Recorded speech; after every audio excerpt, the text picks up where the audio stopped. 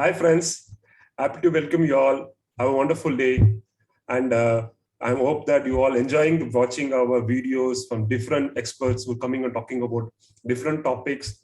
And I loved it, the way what the learning I'm doing it. I'm just sharing with you all and wonderful learnings and keep developing ourselves. And today's speaker, which was I'm totally admire about when I was listening to one of his discussion, and I attended one of this webinar with one of our meetings. It is eye-opener. He's talking about the habits and referrals and other things. So I was desperately want these gentlemen to be in our program and to give a lot of information to our members, and everybody should have benefited with our referral programs and that. So I requested him to join with our program and give benefit. All his sharings will be taken today. So now, today I'm going to welcome you. Before I welcome him, I just want to show his profile, Mr. Matt Anderson. So now I'm going to show his profile. So today we are going to learning from the experts the 6 must-do referral habits. So Matt is going to take about how to do the referral habits. So now we're going to see about Matt Anderson. He's an international coach and best-selling business author. For over 20 years, he has been helped over 1,000 financial service professionals being into the ever better prospects and get out of their own way and spoken to the audience from over 35 different countries. He runs weekly virtual 45 minutes breakthrough bounce group that help people focus on taking actions, instilling new habits and shifting mindset continuously to achieve his breakthrough. Matt is the author of international bestseller Fearless Referrals. So I loved him the way when we had discussed with that's what I want to understand from him. Which Brian Tracy, author of the bestseller of Sales, says teaches you that golden rules for developing continuous chains of high quality referrals for any product in any business. So, like you all, I was waiting to learn from Matt and what are the things we can able to do on habits, breakthroughs, and the referrals one. So I'm not taking much time. I'm inviting Mr. Matt Anderson to take over the program. Thank you, Shakti. Thanks for the kind introduction. I'm really excited to be presenting to an audience in India. It's been a long time I've wanted to do this. I'm very honored by the opportunity to share with you today. And what I've got for you is 6 proven habits.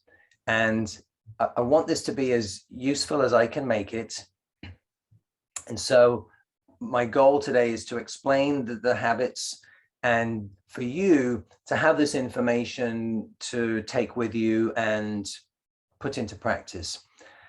And what I would say is there are 6 habits, and the best way to go about having success with these is to start with one of them. And then once you feel confident that you're quite good with that one, then add a second one. The mistake that people make often is to try to do 3 or 4 or 5 of them today. and that usually doesn't work. So pick the one that sounds the most useful to you today, and then, as I said, get better at that, and then introduce a second one, and you'll have a lot more success over time. Habit 1 is really more about how we think. So the question I have for you to start with is, what concerns do you have about asking for referrals? What concerns do you have about asking for referrals? It's really important to understand what's going on in your mind on this topic, because in my experience, at least 50% of insurance professionals, financial advisors are very uncomfortable asking for introductions. And then another 30% do not get referrals because they just don't know how to do it in a way that works. And then, yes, about 20% of people in your industry have no problem. Now, there are still things to learn that can help you get better, but that's been my experience. So I always start with this topic because it's really important to understand what you're thinking when it comes to asking.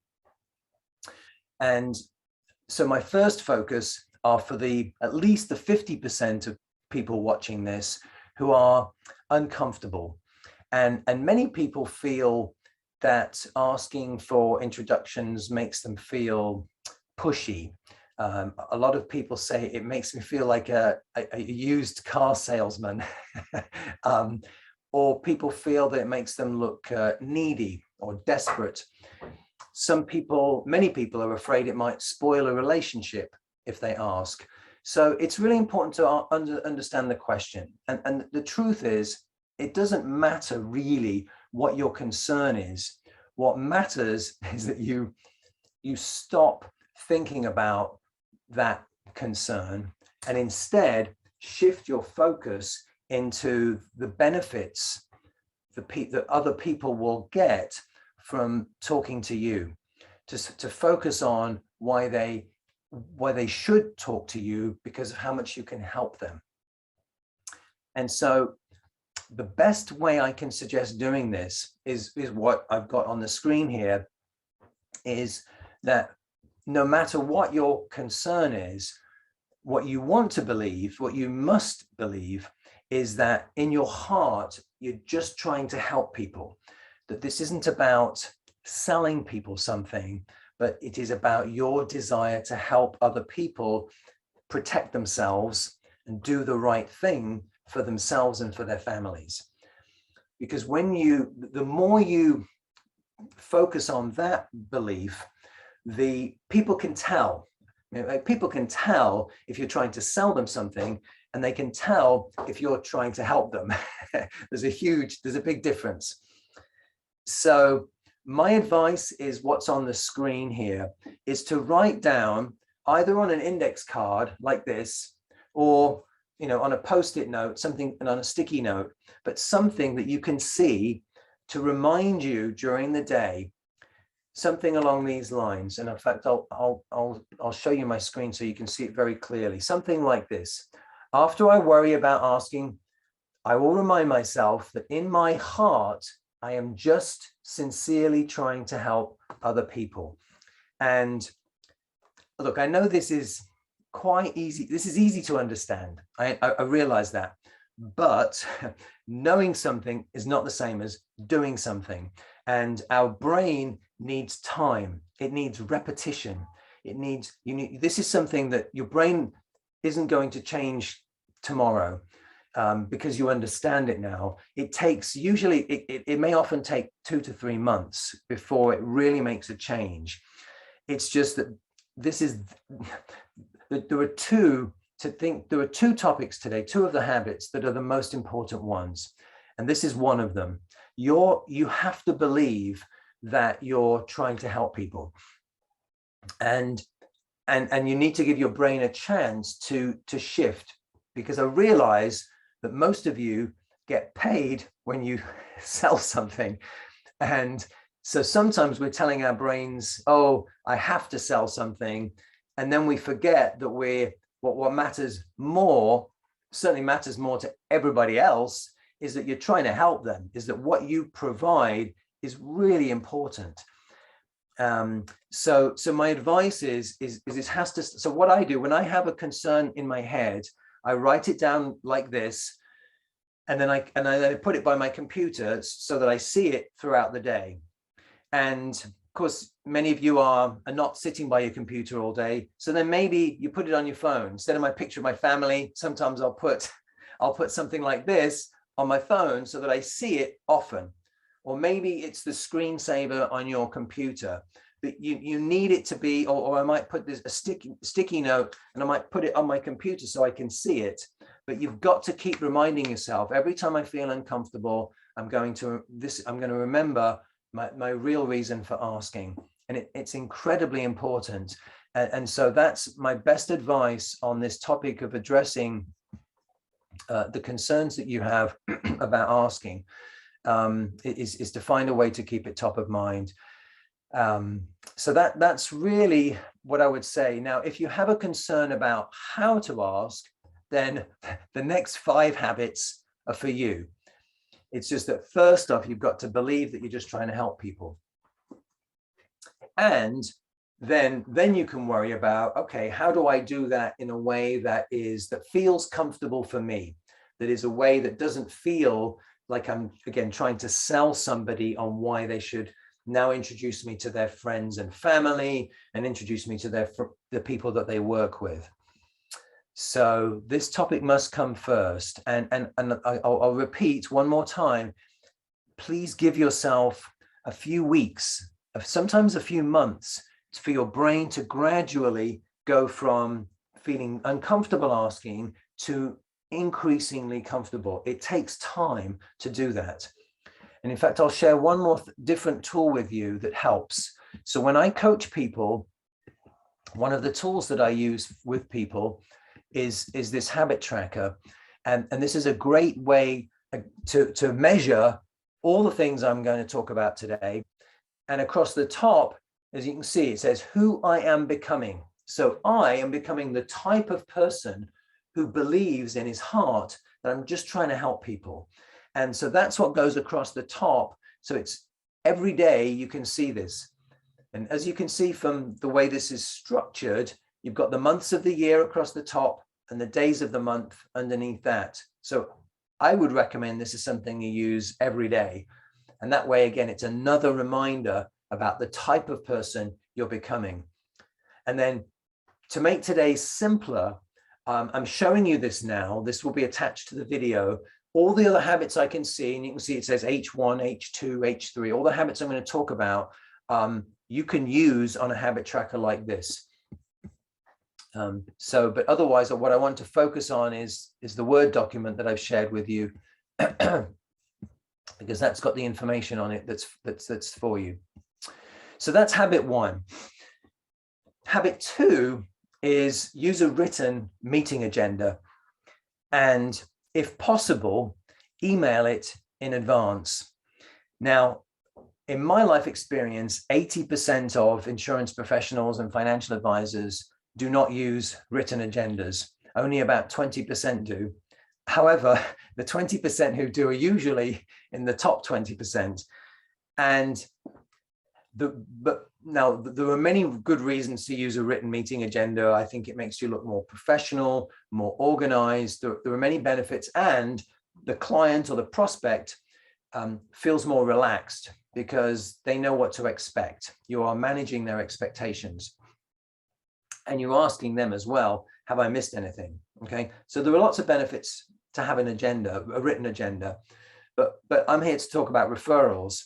And so what I've learned over the years is that simply by having something on your agenda that talks about your desire to help others. Now, listen to my language. I do not recommend putting referrals on the agenda or introductions.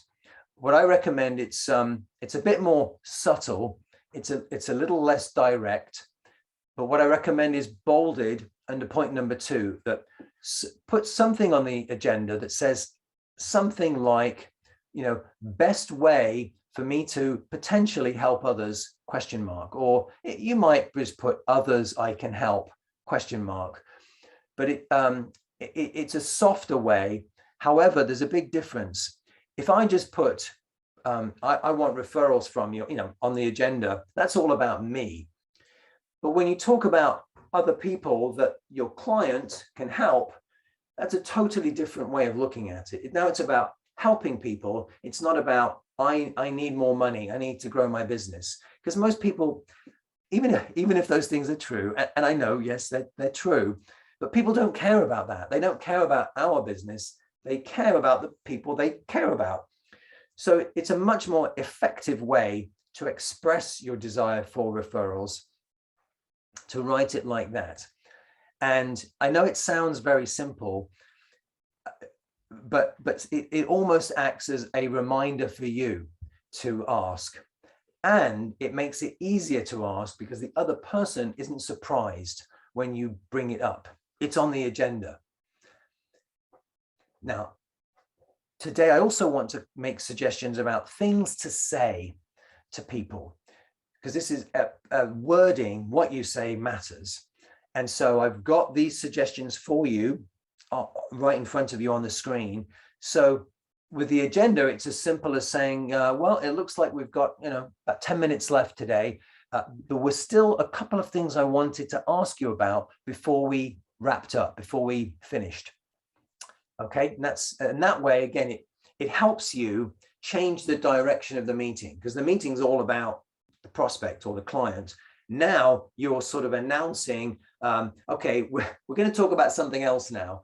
And it just makes it easier to do when you've got it in writing on your agenda. So that's it. It's not complicated.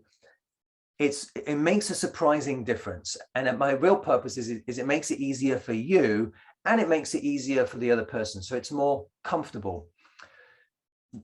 If possible, I would also recommend, if you can, email it in advance, because that makes it even easier. That way, they're not coming into the meeting and seeing it. They already have seen it on the agenda. And what you will find 20% of the time is that the other person will bring it up before you do, because it's on the agenda and they've had a chance to think about it. Now, there is a bit more to it than that, in that will work best if you actually mention the specific names of the people or companies that you want an introduction to. But other than that, it's easy to understand what I'm trying to share. And I would also say that lots of other advisors and insurance professionals have written agendas. So even in other countries, so you can ask them for their agendas, and that way it's easier for you to get started if you're not using them today. Most companies have agendas that they recommend, and so that you can, again, take somebody else's agenda. It's usually the same order of topics, and just borrow theirs. So that way it's not a lot of work for you. Habit 3 is now really where I get into the process of getting referrals. So habits 3, 4, 5, and 6, the next 4 habits are really the process to get referrals. And the first part of that process, which is habit 3, I call earn. In other words, you have to earn the right to ask for a referral. If somebody doesn't know you, they don't trust you, again, they don't know you, it's really hard, then it's very unlikely they're going to recommend you. I mean, you have to think about, would you do the same for somebody else? If somebody's done nothing to help you and you don't know them, then you're probably not going to recommend them. So the first piece really is just to get us to look in the mirror and say, what have I done to help this person? What kind of value have I brought to them? Have I asked them some questions that they've never thought about before, that, get them thinking? I mean, we have to bring some value to people to expect them to recommend us to others. I mean, because we're asking them to put their integrity out there and say, this person does a really good job. I think you should talk to him or her. So to keep today simple, what I've learned over 20 years of doing this work is that the biggest thing that people need to sense or feel from us really is that we genuinely care about them as a human being, and not as somebody that we can make a commission from or that we can make money from. When people can tell that we genuinely are interested in them, that we are genuinely care about them, that's when something tips in a relationship, and they go from not being quite sure about us to saying, yeah, he really cares about me and my family. I believe her heart is in the right place. That's when people change in how they treat us, and that's when they're ready to recommend us. Now, how you discover that or learn that, now that's what I would say is a foggy or a gray topic, right? It's not, I can't just say to you, well, if you do this, then people will know that you genuinely care about them, because it's something that people have to feel or sense about you.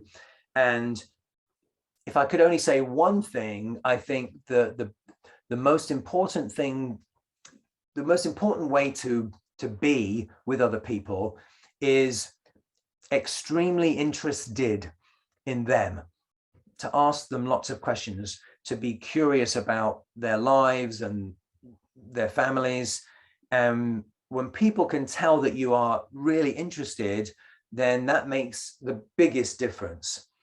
And it might sound easy, it might sound simple, but I think if we look at our own lives and all the people we know, not many people really take that kind of time.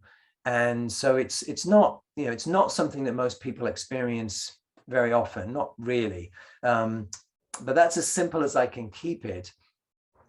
My suggestions as far as what you can do would be what I'd suggest. I call it touches, but it's really about perhaps taking 15 minutes a day to almost hit the pause on what you're doing for your business, and to sort of think about, well, who are my better clients?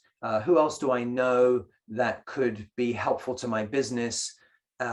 Friends, people I used to work with, and think about what can I do that would build that relationship, to keep showing to them that I care about them. So it could be sending a text to ask them how their week has gone. It could be sending them some useful information, or asking them about their daughter's basketball game or son's football match, or what, a cricket match, or just showing interest in them on a personal level, as well as perhaps, again, if they're in business, send them something useful that might be good for them to know as a business owner, things like that. It's adding value in different ways, wishing them a happy birthday, things along those lines. But I call it putting water in the well, because everybody around the world understands the idea. The more water there is in the well, the easier it is to get referrals, because the relationship is stronger. So anything you can do, and it's gradual.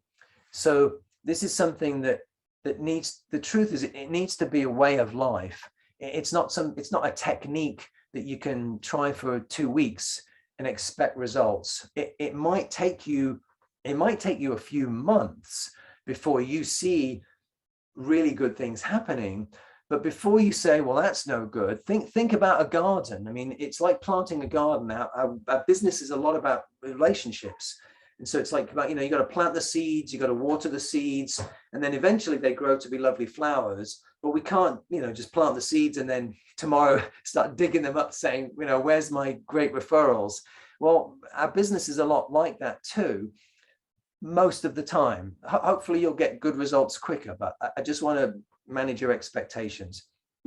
Another thing you can do is get feedback in meetings. Ask people, what did you find most valuable about the work that we've done? What was helpful about our meeting today?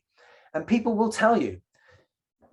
And then you'll know, did I do a good job? Did I bring a lot of value? And if you get good feedback, then you can say, well, it would be silly of me not to ask you about other people that you care about.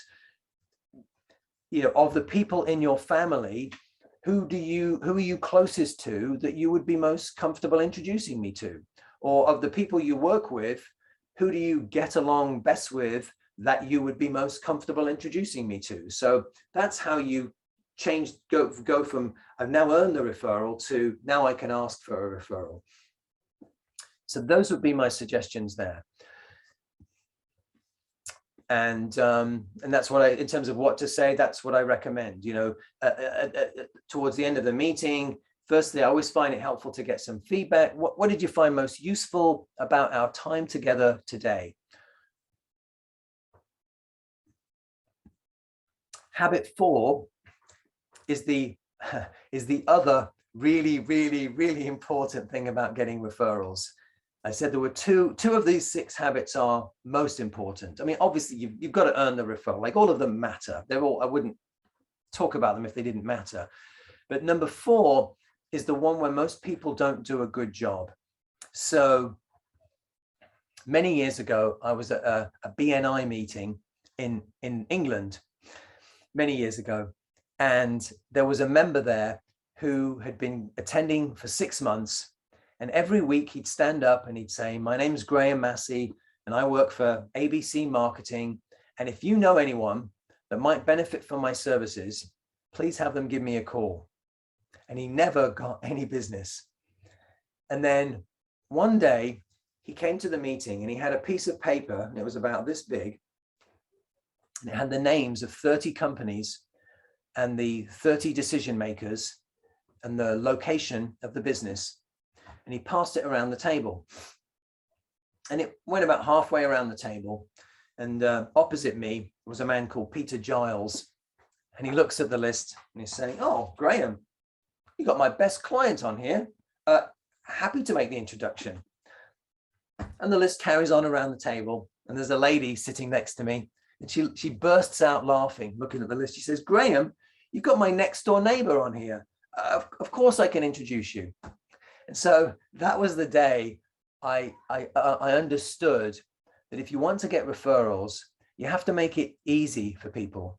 And you make it easy for them by being really specific about what you want, about the, when you ask, you want to give them either the name of somebody that they've talked about or that they know and like, or you ask in a way that only one or two people come to mind.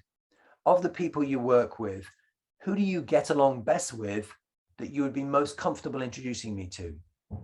Of the cricket team you play on, who do you most enjoy spending time with that you would be comfortable introducing me to? So you narrow it down to one or two people.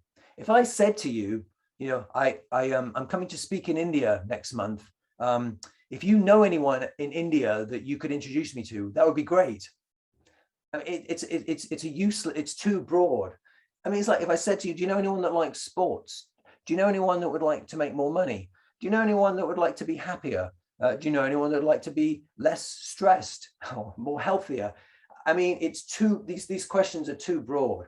And so our mind sort of clouds over and we can't think of anybody. So your job, and this is the thing, it's your job to do this. It's not your client's job or your prospect's job. You have to make it easy by the question you ask. Now, the next question you're probably thinking is, how do I find out more about who people know and like who sound like good prospects? So the first thing that you do is when you take notes in a meeting, actually I'll stop screen sharing for a second here. Write a box on your notes page in the top right corner. And when a name comes up in the meeting, write it down in this box. So if somebody's talking to you about their family or I don't know, who they saw over the weekend, anything along those lines, put it in this box. And that way, so I'll just keep this simple. So, and that way, when the time is right to ask, you put the names here, you can say at the end, towards the end of the meeting, that way you can say, there's a couple of things I wanted to ask you about before we wrapped up. Earlier on, you mentioned this person.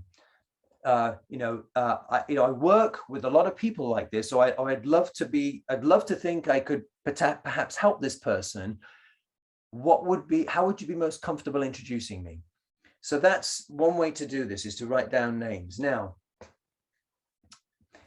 because what it does is it gets your brain to pay attention to names that come up. What I've learned over the years is that 80% of insurance professionals and financial advisors don't write this information down. They have the conversations, but it goes in one ear and then it goes out the other one. And you want to be one of those people who writes this information down now so that you can ask when the time is right, when you feel like you've earned it. So you can do this today. Now, if you're having a meeting where names are not getting mentioned, because that happens too, then what you want to do is just ask some different questions. So here, you might just write a reminder about the questions, and it's not complicated. You might just say, ask about their family more. I need to find out about who in their family that they like, that they get along well with, that they could introduce me to. And then, or you might just say, ask about work. Who do they work with that would be a good prospect for me and is somebody that they like? and they keep saying this because if somebody doesn't like somebody, they don't want to introduce you. They don't want to talk to them. Yes. And it's the same in a family. I mean, just because they're related, it doesn't mean, you know, that they get along well. And you don't want to make your client feel awkward by saying, well, I know you don't like your boss, but can you introduce me to him because he could be a great client for me? Like that doesn't work. So those are my best suggestions, really, is just through conversation, you can learn a lot. And really just ask some different questions for people so that you can find out who do they know and like that could be a good prospect. And yes, with the internet now, there's a lot of information you can find out about who people work with. A lot of that's public information or on LinkedIn. So, I mean, there are things you can use online as well, but I still believe it's through talking to people that you're going to get the best names. That's my experience. And so that's the key, is to find out who people know and like that sound like good prospects. And that's then, and now you can be very clear about what you want to do. So the habit is use that box and get better at it. And then in terms of what to say, I've mentioned this already. Earlier on, you mentioned your brother or you mentioned your business partner. You know, I'd love to think I could potentially be helpful to him or her. And then you can get into the asking. Or if you've helped someone in their job, you could say here, you know, is it fair to say that this process or that the work that we've done could be really helpful to other family members? I mean, again, you can pick any group, other people from your mosque, from your temple, from your football team, anything where people see a group of others, from your committee. And then you can say, who do you get along best with that you'd be most comfortable introducing me to? And that way, again, you're not putting them in an awkward situation. It's a comfortable ask, because you're even just by using the word comfortable. So that's what to say. All right, I've got 2 more habits for you.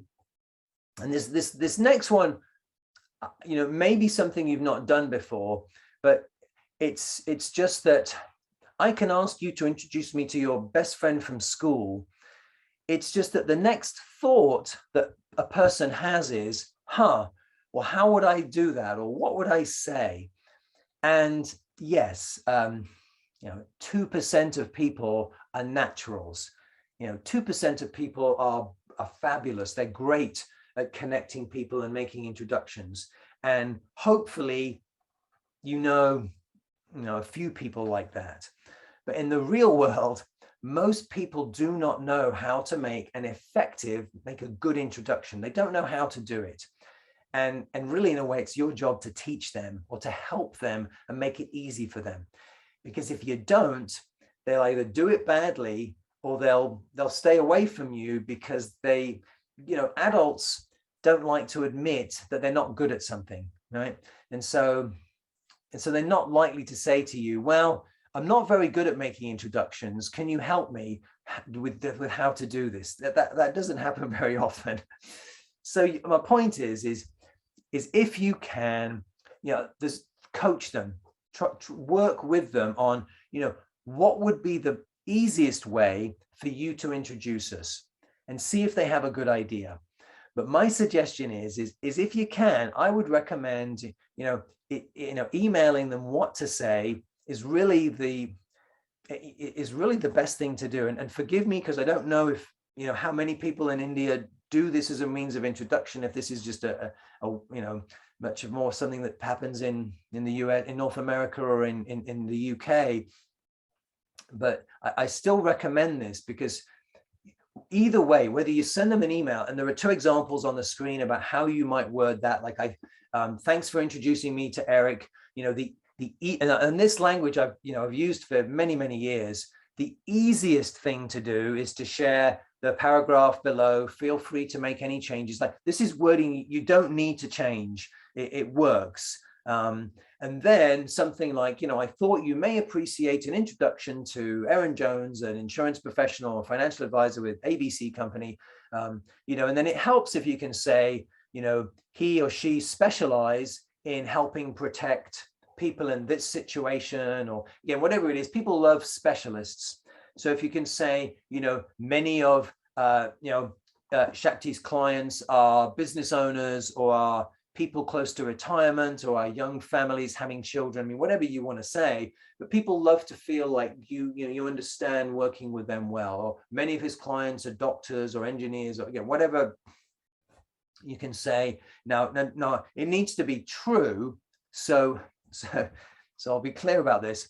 If you have no clients, like say you have an opportunity to work with a doctor and you have no clients who are doctors, then you could say that, he's building a specialty in working with doctors, because that's not a lie. I mean, you've got to start somewhere, but obviously don't say you specialize in, if you don't, because that doesn't help you. But if you can say it and it's true, then that's great. Would you be open to an introduction? Please let me know. So this is about getting the other person to let you know if they're interested, because it's a higher quality referral. So, but for today, I just want you to understand that the habit is to realize that most people need help. That if they can personally introduce you, if it's a really good prospect, then if the three of you can meet, that would be fabulous. Nowadays, especially after the pandemic, lots of people do three-way Zoom introductions. They just, but they introduce in other words, the person who's referring you to the prospect is in the meeting as well. And that's the best way to do it. Obviously, that's not going to happen all the time. You wouldn't have time to do that anyway, but that's the idea. And then the question to ask people when you've told them who you want to meet, the best question is, what would be the easiest way for you to connect us or for you to introduce us? And now, and again, I don't know what your compliance rules are, but in many countries, people use text now, and just, again, a three-way text introduction can often be good enough. So there's different ways to do it. Like it can be a face-to-face meeting. It could be an email or a phone call, text, whatever they say is probably the best idea. So that's habit 5, is just become more aware of making sure that people feel more comfortable and competent with how to introduce you. You can't skip any of these steps, I'm afraid. This is a habit that you want to get better at. And then the last habit is, it's actually got 2 pieces to it. I say it's about control. It's also, though, about what we say to ourselves in our heads. It's about follow-up. So in other words, in terms of what to say, that's the easiest place to start. If you agree to introduce me to your best friend from school, then I want to make sure that I want to do everything I can to make sure that you keep your word, that you do what you say you're going to do, and that you don't get too busy and forget, or that you change your mind. So I want to ask you this here in the middle of the screen. When should I get back to you to see if he or she is interested? I want you to tell me, I'm talking to her this weekend. Why don't you call me next week? I want you to tell me what to do. So it's easier for me than when I follow up to say, I call you a week later to say, you'd suggested I call you, today to see if your friend was interested in meeting with me or in talking to me. And it's a much more effective way to follow up, because as I said, I'm basically, what I'm doing is I'm calling the other person on their word. And there's a lot of psychology in this. People globally hate to be inconsistent with things they've said they will do. I'll repeat that. People hate to be inconsistent with things they've said they will do. No one wants to feel that they told you something and then they didn't follow through. Now, you're not manipulating people here, because that never works. You're just reminding them of something they said they would do for you. So that's what to say. And then truthfully, it's about having a process. It's about understanding that if you tell me that I should call you in a week, I'll call you in a week. And if you don't answer the phone, I'll leave you a message. And then what's my recipe? So my recipe is I'll follow up with you again probably not probably, I'll follow up with you in a week again. And then I'll probably wait 2 weeks before I do a follow up here again. And after 3 follow-ups, if I'm not hearing anything, then I'll go back to the referral source, the person who made the introduction, and I'll tell them, and I'll say, I've followed up with such and such a person on 3 occasions. I haven't heard anything yet. Any suggestions? Anything I might do? Any ideas about what I might be able to do differently? And usually the referral source will say, oh, and they'll feel badly actually, because they're the ones that made the introduction. They'll say, oh, well, I'm seeing her tomorrow. I'll have a word with her. Or they'll, or whatever. Although they might say something else like, oh yeah, her mother's been sick. And I'm sure she's really busy at the moment. But the point is that that's my recipe. So 1 week, 2 weeks, something like that. 1 week, 2 weeks, and then go back to the referral source. But the real point to follow up is you never give up. Never give up on somebody that you believe in your heart you can help. Never give up. So, even if it takes you 9 months or a year before you finally get the meeting, I mean, that's just the real world. Sometimes it's a timing issue. It's not the right time in their life. They've got too many other things going on. So, but don't give up just because of that. Then the other piece to this topic is what goes on in our heads. And so these things I put in bold about, on a scale of 1 to 10, did I do my best today to not take things personally, is important, because many people do. I call you 3 times, you don't call me back. It's easy for me to say, oh, what did I do? Gosh, maybe I upset them when we talked, or maybe they think I'm calling too much. I mean, all that self-talk that doesn't help becomes a problem. And then the other thing that happens too for many people in sales roles is this, on a scale of 1 to 10, did I do my best today to detach emotionally, to not get too upset or to worry much about, I can only control what I do. I can only control my activity, my phone calls, my emails. I can't, we can't control when people get back to us. And many people get really upset about, why aren't they calling me? It's so frustrating. I called 10 people today and only 1 of them called me back. It's not healthy to our long-term success to get too, again, emotionally involved in these things. So it's a skill. And those questions, when you ask yourself this every day, can help. It's just a quick reminder. That's right. Don't take it personally. Just detach, because that's part of the follow-up. And it matters also because other people can tell. They can sense. They can feel if we're feeling negatively, or if we're annoyed or irritated. They can sometimes hear that in our messages or our voice, and so it's all bad for business. It's all bad for business.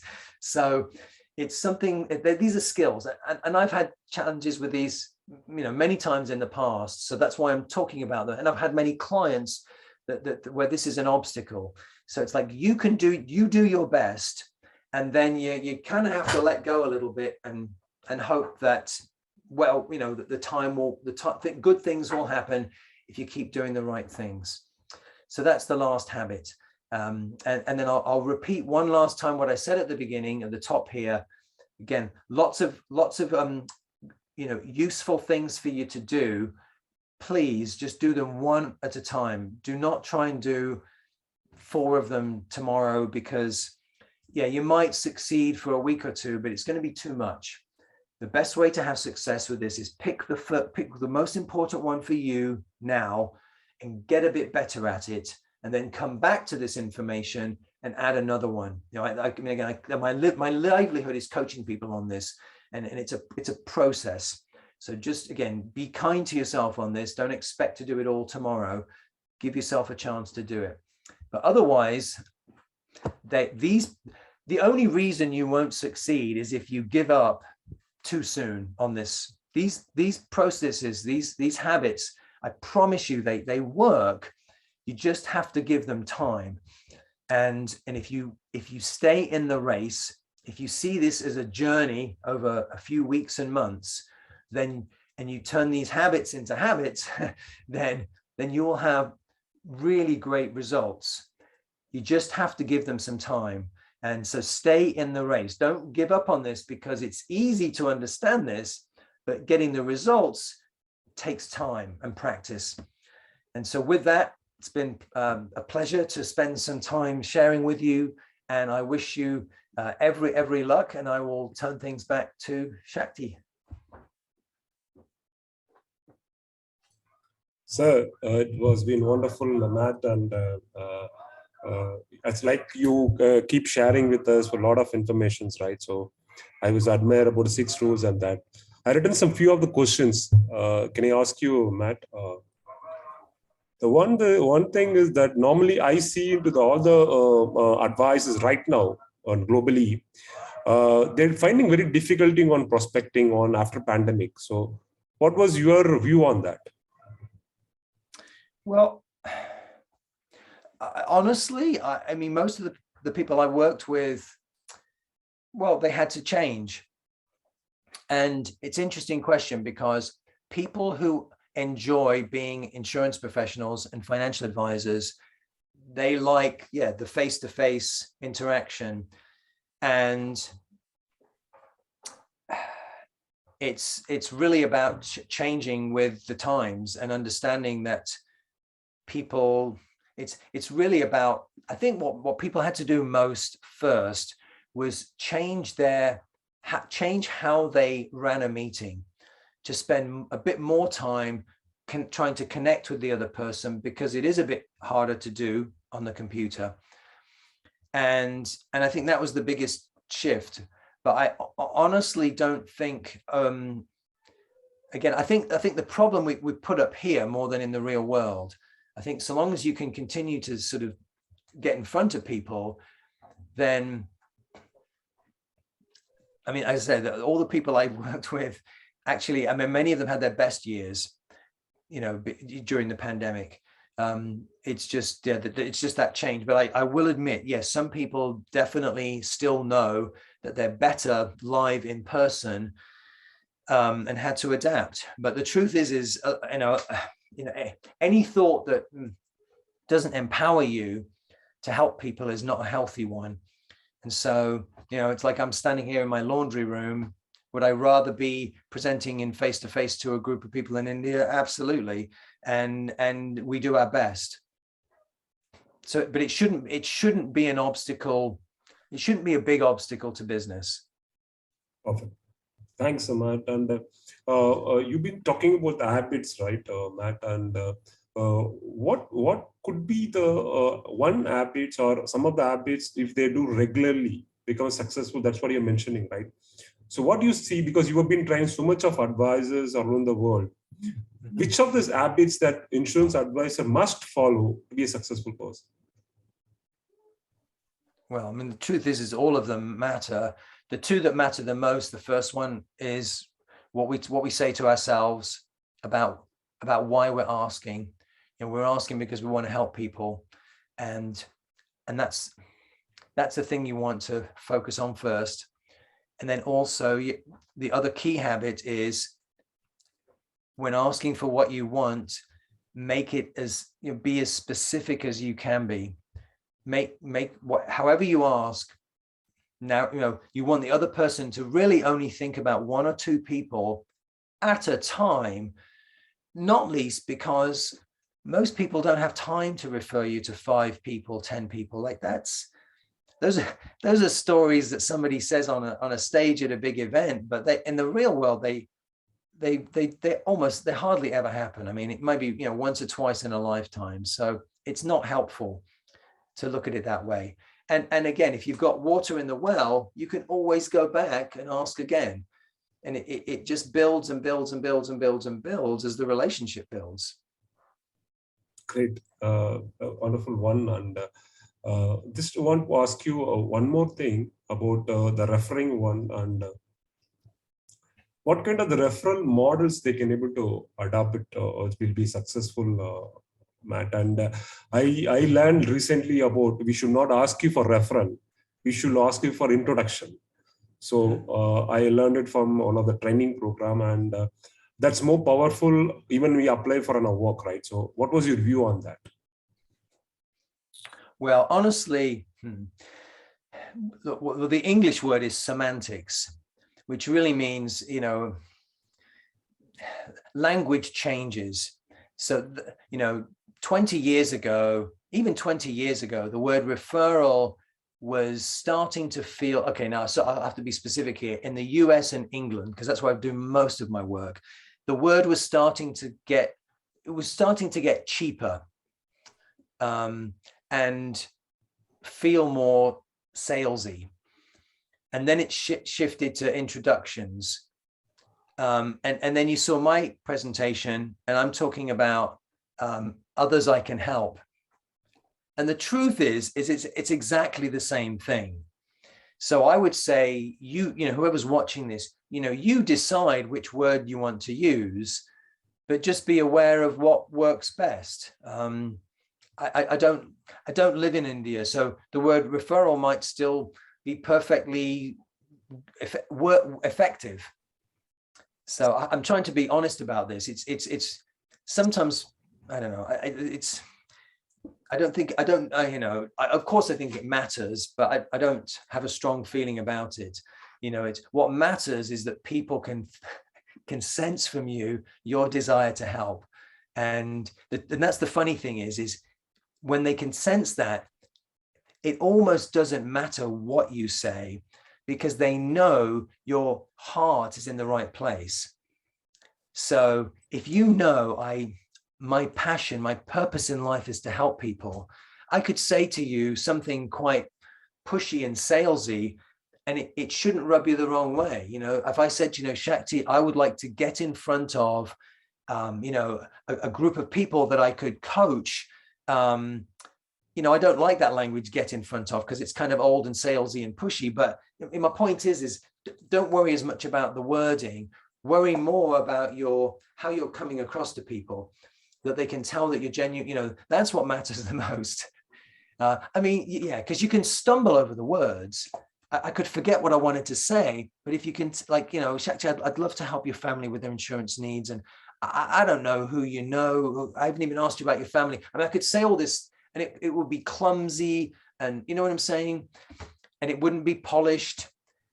But you would know Matt genuinely cares, and he just wants to help. That's what matters, honestly. So I'm trying to make sure that the people watching this get the important message to this.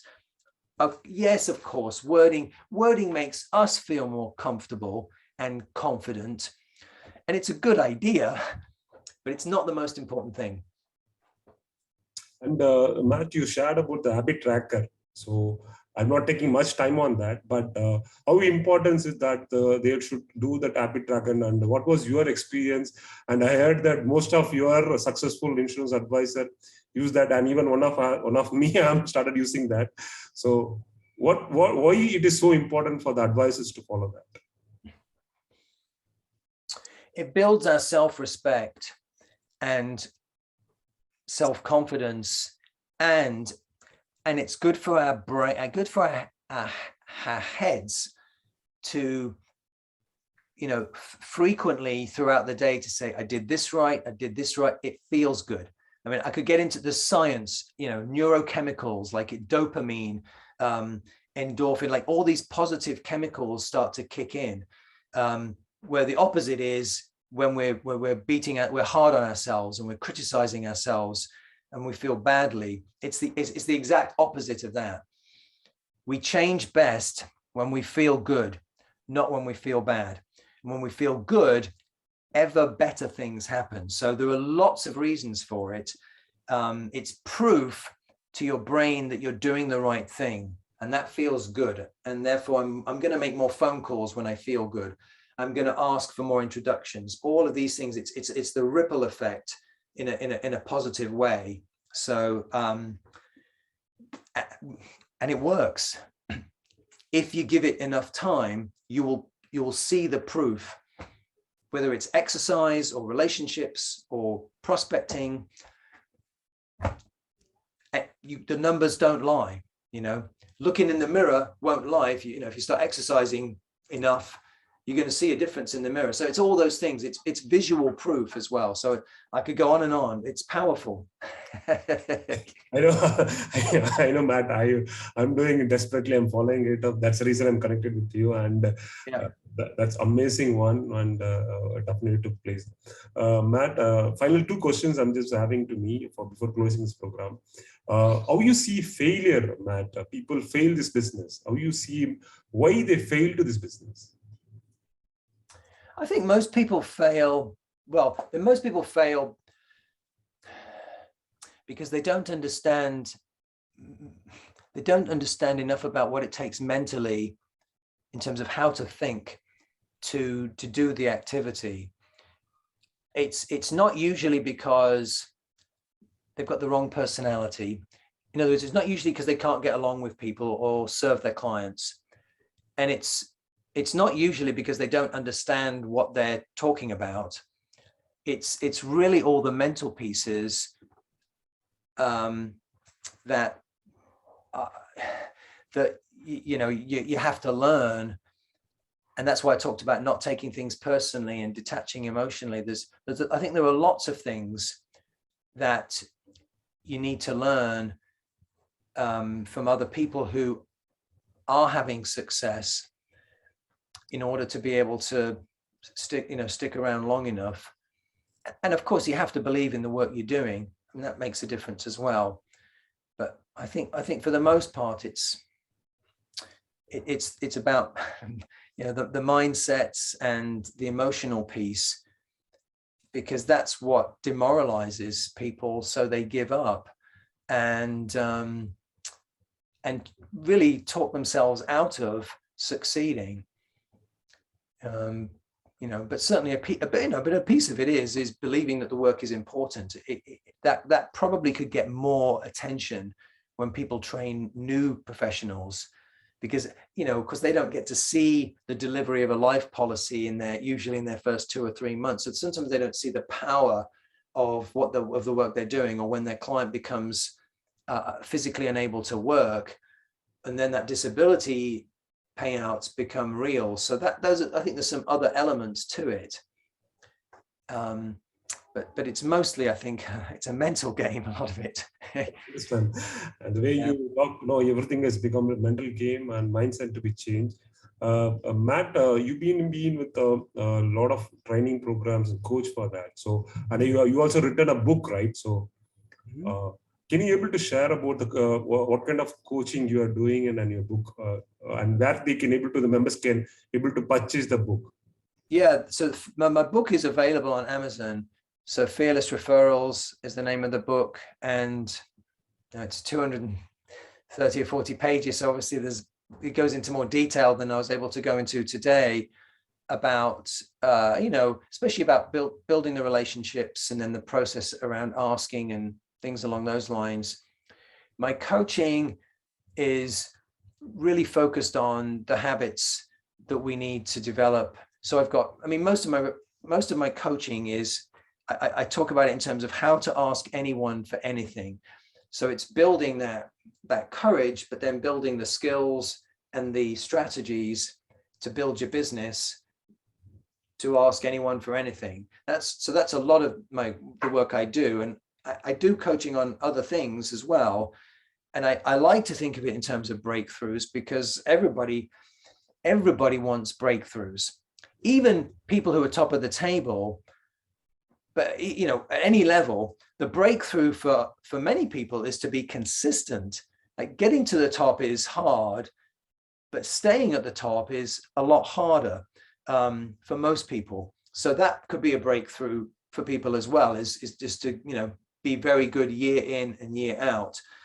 So my passion really, though, is to help people, no matter where they are in their lives, to keep living the life that they want and achieving what they want to achieve. And most of the obstacles are up here.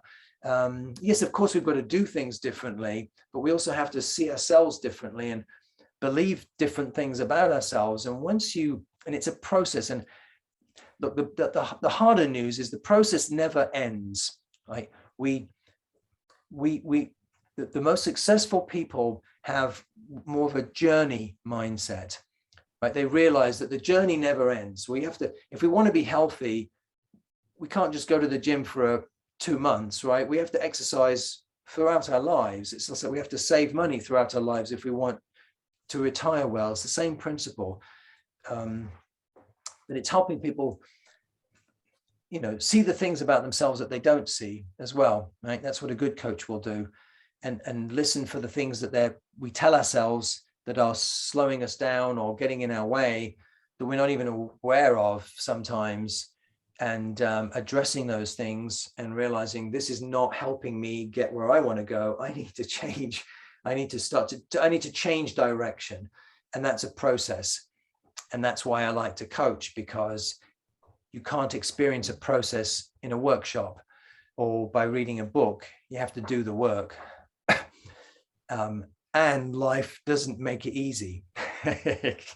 Right? All of us, interruptions, things change, somebody gets ill, we get ill, you know, life happens, things come up in our lives that make it harder. And so it's how we handle it's, you know, it's a cliche, but it's how we handle the challenges that makes the difference between, you know, people who have great outcomes and people who have terrible outcomes. And so it's, and it, you know, we can, so you know, if you grab all the support you can get. And so it's not a coach, then, you know, it's a study group, but it's other people, but mentors. But those people are really valuable. Thank you, Matt. And you're talking about the coach, and I have discussed with you.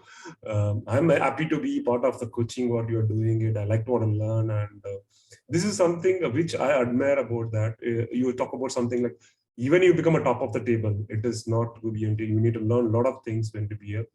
So the successful advisor, I think the learning is the key. They keep learning, keep changing the habits, what they are not successful and they have to. And thank you so much for the valuable inputs you are giving to the members to know about more on to breakthrough habits and referrals one. That is wonderful one. And Matt, soon we'll connect with one more program and learn more on you. And friends, thank you so much for connecting today. And we have a wonderful speaker, and I would say it's not a speaker, wonderful coach for us to get it. And he is the one we definitely show you. And I learned one thing from you is that whatever your goals, take a photograph and put in a screensaver.